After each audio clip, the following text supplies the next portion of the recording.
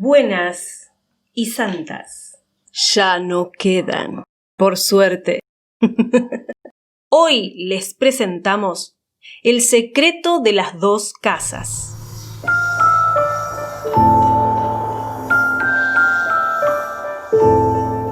Buenas y santas.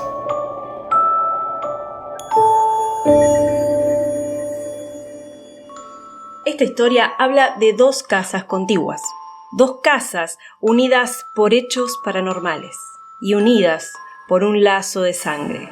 Quédate hasta el final, porque en esta historia vas a escuchar cosas que se prenden fuego solas, casas que se van destruyendo solas, llamados de entidades y muertes provocadas por una maldición. Quienes hoy nos cuentan lo que ha pasado en esas casas son Nano y María, que en distintos momentos de su vida vivieron en esas dos casas. Comenzamos con lo que nos cuenta María. Esta casa queda en el barrio Modelo de General Roca, Fisquemenuco, Río Negro, Argentina. La casa fue comprada en el 83 por la madre de María, pero anteriormente vivía su bisabuela. La historia viene de más atrás. Esa casa en la que vivía María anteriormente había sido habitada por un señor que era carpintero y que compartía lazos de sangre, eran hermanos, con la señora que vivía al lado de esa casa y que se llamaba Mercedes. En el barrio era muy conocida Mercedes porque se hablaba de que era bruja y que hacía magia negra. Los vecinos también contaban que entre ellos, entre los hermanos, hubo una pelea muy fuerte, por lo que Mercedes decidió terminar con la vida de su hermano haciendo rituales satánicos. Nos comenta María que hace mucho tiempo atrás se solía enterrar a los fallecidos en los patios de las casas. Así fue como, al parecer, en la medianera que divide el patio de estas dos casas fue enterrado este hombre, quien descansa, pero no en paz. A esto lo pudieron verificar porque en un momento estaban apuntalando la medianera y los albañiles descubrieron una tapa de cemento. Se lo contaron al padre de María y él decidió que no siguieran cavando, que lo dejaran así como estaba, porque imaginaba que podría ser justamente el lugar de entierro de esta persona de la que hablaban los vecinos. Años después, Mercedes iba a fallecer y Nano y su madre compraron la casa de Mercedes, que estaba al lado de la que en algún momento había habitado María y su familia. Y ellos también hicieron un gran descubrimiento. María nos dice que esa casa no aceptaba arreglos. Pintaban y la pintura empezaba a salirse, el cemento, todo lo que iban arreglando, en cuestión de meses, se volvía a romper.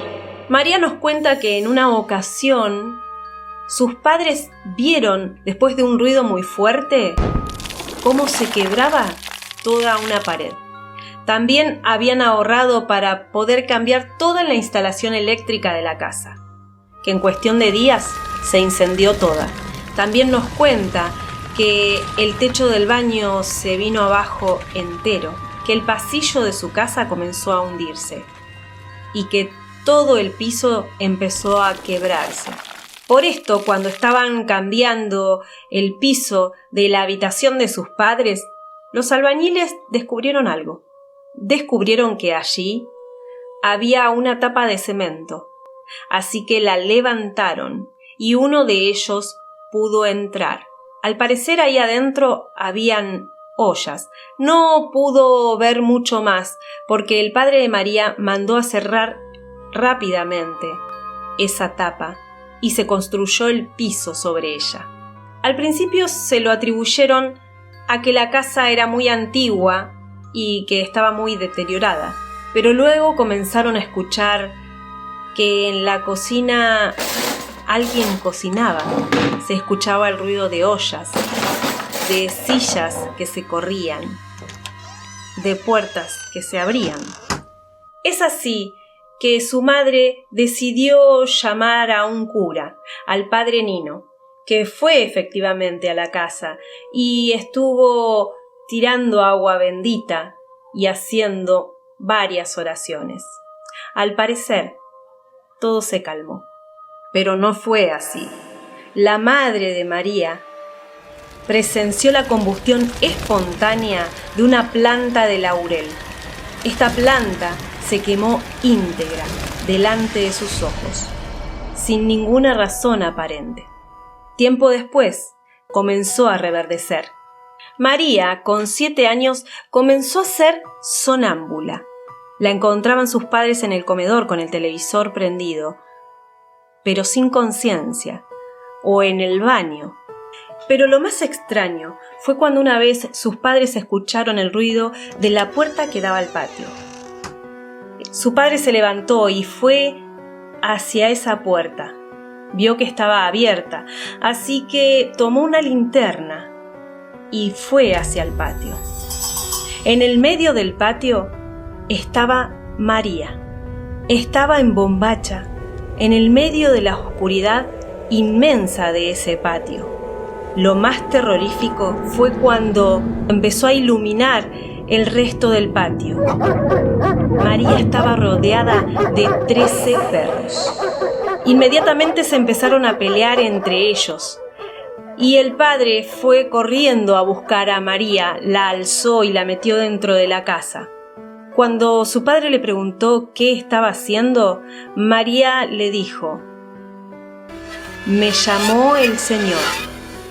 Lo que no podían entender era por qué estaban esos animales ahí. Ellos no tenían perros y tampoco perras que estuviesen alzadas. Además, el patio estaba cerrado, con paredones y alambrado. Esto fue mucho más espeluznante cuando su hermano mayor también comenzó a padecer el sonambulismo, alegando también que lo llamaba la señora. Años más tarde, María cuenta que a pesar de el tiempo transcurrido desde que se fueron de la casa, cada vez que su familia tiene pesadillas, sus pesadillas transcurren en esa casa. Dice que ha tenido sueños lúcidos y que uno de ellos lo recuerda claramente. Al parecer, ella, con la edad que tenía en ese momento, adulta, estaba recostada en su cama y escuchó el ruido de la puerta del patio. Cuando va a ver, ve a un señor muy mayor, rubio y de ojos claros, de ojos celestes, queriendo entrar a la casa. Y ella le decía: «Vos no podés estar acá, ya no podés entrar a la casa, tenés que estar del otro lado». Y ese hombre comenzó a llorar mientras forcejeaba y a decirle que él quería entrar y que no quería estar más en el patio. María cree que ese señor era el hermano de Mercedes, la bruja que vivía en la casa lindante, y que la maldición de su hermana lo había mantenido eternamente deambulando por ese patio. Una noche a María la mandan a levantar la ropa del tendal y al parecer no estaba volviendo, por lo que su padre decide ir a buscarla y la encuentra paralizada mirando la oscuridad absoluta de ese patio. Su padre cuenta que María estaba en shock, no entendía por qué. Y María le contó que pudo ver la sombra, una sombra enorme de una persona que portaba una herramienta muy grande. Y esa herramienta era una guadaña. Ese patio era muy tenebroso para María. En otra oportunidad nos cuenta que estaba con una amiguita jugando y desde el laurel del patio, el que en algún momento se había incendiado solo, se escuchó la risa de una mujer muy estremecedora que le heló la sangre. Esa risa duró apenas unos segundos, pero fueron lo suficientes como para salir corriendo dentro de la casa a contárselo a sus padres. Pero sus padres, por desgracia, no le creyeron. Otro día estaban jugando con sus hermanos a buscar un tesoro. Y María se paró en un lugar y dijo: acá está el tesoro. No sabe muy bien por qué lo dijo, pero lo dijo muy segura. Comenzaron a cavar y encontraron algo muy extraño. Sacaron pulseras de bronce, brazaletes y también vajilla, porcelana antigua, muchas de las cuales estaban completamente sanas. Juntaron todo y se lo fueron a mostrar a su padre. Su padre primero las interrogó. ¿Qué hacen con eso? Preguntándoles de dónde habían sacado eso. Cuando María y sus hermanos le contaron, inmediatamente los mandó a volver a enterrar. No dejen esa porquería donde estaba. Esos tesoros. Andá a saber quién lo puso ahí. La madre de María, harta de estos hechos sobrenaturales que estaban pasando en su casa, decidió llamar a un pai umbanda. Cuando esta persona llegó a la casa, le preguntó a la madre de María a dónde le parecía que estaba el centro de todo el mal que residía en esa casa. La madre de María le dijo que ese centro estaba en el patio. Este pai le dijo a la madre que compre 3 velas blancas. La madre así lo hizo. Esperaron a que se haga de noche y le entregó a este pai las 3 velas blancas envueltas en una tela. Comenzaron a caminar en el patio y llegó un momento en que el pai no pudo caminar más. Sintió una pared energética que lo detenía.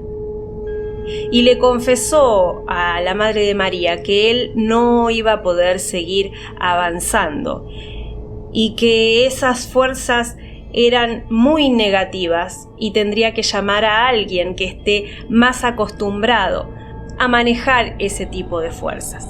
Cuando volvieron a entrar a la casa, depositaron el trapo con las velas adentro en la mesa y cuando lo abrieron, descubrieron que las 3 velas estaban completamente llenas de hollín.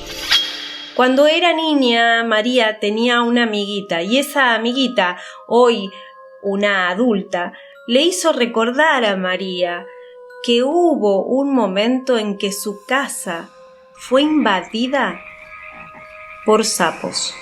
Estos sapos no solamente habían invadido todo el patio, sino que también estaban dentro de la casa, salían por las cañerías, por el inodoro, por las rejillas, se encontraban en el dormitorio, en el pasillo, en la cocina. Caminaban por toda la casa cientos de ellos. Esta misma amiga también le recordó que cuando eran chicas, en un momento ella vio en el patio una imagen muy bella, como una pradera, un paisaje de otra geografía, muy bello, muy verde. Y esta amiga de María nos cuenta que mucho tiempo después, ya adulta, fue a vivir a Holanda. Y lo que realmente le llamó la atención es que el paisaje de Holanda era igual al paisaje que alguna vez ella visualizó en ese patio. Los padres de María querían deshacerse realmente de esa casa, al punto de que cambiaron la casa pelo a pelo por una camioneta Nissan. Muchos fueron los propietarios de esa casa. El tema es que a todos les pasaron cosas horribles. Algunos encontraron la muerte u otro tipo de desgracias, muertes trágicas de familiares, procesos judiciales o rachas de muy mala suerte. ¿Y qué pasó con la señora Mercedes?, se preguntarán ustedes. Bueno, acá es donde entra Nano, la otra persona que nos cuenta de la casa de Mercedes, la bruja, quien supuestamente había matado a su hermano con brujería. Nano y su madre compran esta casa luego de que la señora Mercedes falleciera. Esta casa no tenía los problemas que tenía la casa que en su momento había habitado María, a pesar de que databan de la misma época. Para cuando Nano va a vivir a la casa de esta señora, María ya no vivía en la casa de al lado. Nos cuenta Nano que en una oportunidad, estando sentado sobre la cama, a espaldas de la ventana, sintió que algo entraba corriendo y lo sintió por el colchón, por el movimiento del colchón. Cuando se dio vuelta, no había nada, ni en la cama, ni en el patio. Todo siguió normalmente. Luego su madre se fue a vivir a otro lugar y quedó Nano solo en esa casa. Lo que nos cuenta es que en varias oportunidades, cuando se despertaba, encontraba en la mesita de luz preparado el mate, la pava y el mate recién cebado. Nos cuenta también que en varias oportunidades, cuando se despertaba, la heladera estaba abierta de par en par, y una vez encontró el cajón de los cubiertos desparramado en el piso. Nano intentó darle una explicación racional a todo esto, pero en un momento decidió hacer en el patio una huerta. Comenzó a dar vuelta a la tierra y encontró una bolsa de nylon. La bolsa presentaba signos del paso del tiempo, y cuando la abrió se quedó atónito. Dentro de esa bolsa había ropa interior femenina, una bombacha roja de raso, y cuando la desplegó, encontró dentro palitos y el torso de un muñequito. Siguió cavando y cerca del paredón que linda con la casa que había habitado María, encontró la misma placa de cemento que anteriormente habían encontrado los albañiles cuando estaban apuntalando el paredón.